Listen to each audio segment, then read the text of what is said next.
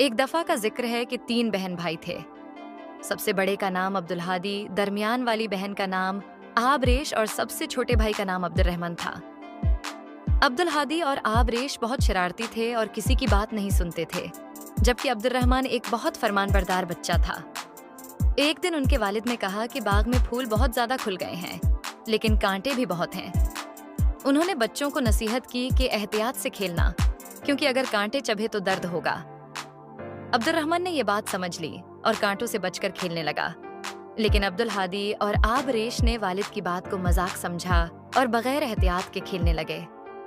کچھ دیر بعد ابریش کو ایک کانٹا چبھ گیا اور عبدالہادی کا پاؤں بھی ایک پتھر سے زخمی ہو گیا۔ دونوں بہت تکلیف میں تھے اور رونے لگے۔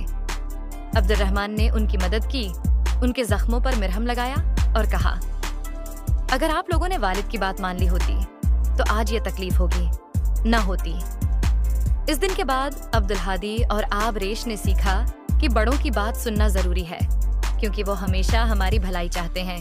دونوں بہن بھائیوں نے وعدہ کیا کہ وہ آئندہ احتیاط کریں گے اور بڑوں کی نصیحتوں پر عمل کریں گے۔